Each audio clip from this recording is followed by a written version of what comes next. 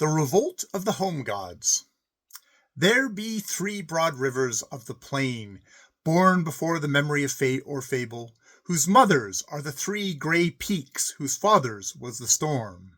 Their names be Elimis, Zunis, and Zegsistron.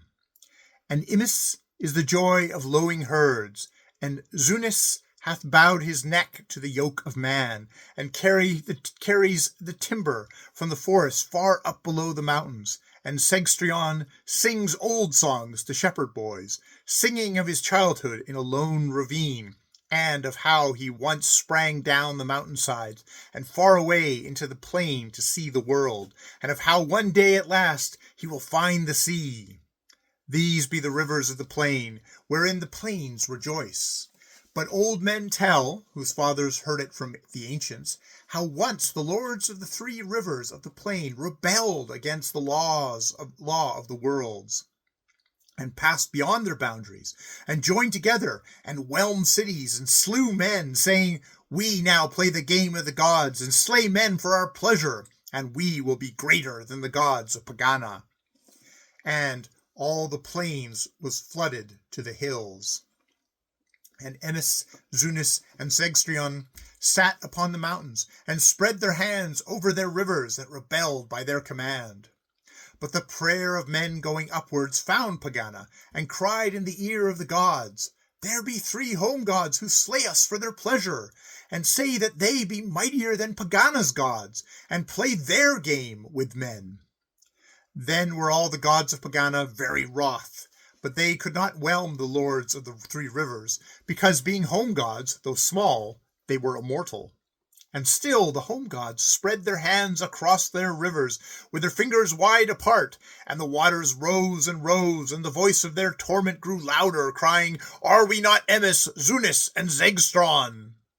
Then Mung went down into a waste of Afric, and came upon the drought Umbul, as he sat in the desert upon iron rocks, clawing with miserly grasp at the bones of men, and breathing hot.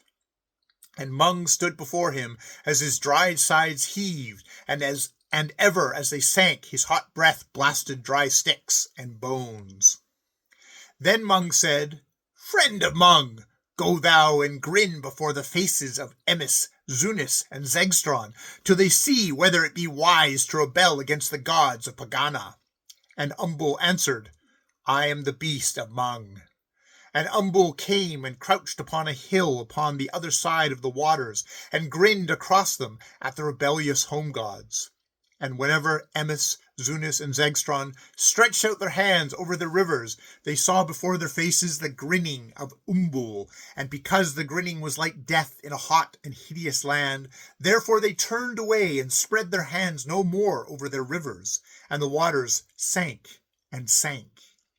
But when Umbul had grinned for 30 days, the waters fell back into the riverbeds, and the lords of the rivers slunk away back again to their homes. Still Umbul sat and grinned. Then Emis sought to hide himself in a great pool beneath a rock, and Zunis crept into the middle of a wood, and Zegstron lay and panted on the sand. Still Umbul sat and grinned. And Emis grew lean and was forgotten, so that the men of the plain would say, "Here once was Emis," and Zunis scarce had strength to lead his river to the sea. And as Zegstron lay and panted as a man stepped over his stream, and Zegstron said, "It is the foot of a man that has passed across my neck, and I have sought to be greater than the gods of Pagana." Then said the gods of Pagana, "It is enough. We are the gods of Pagana, and none are equal."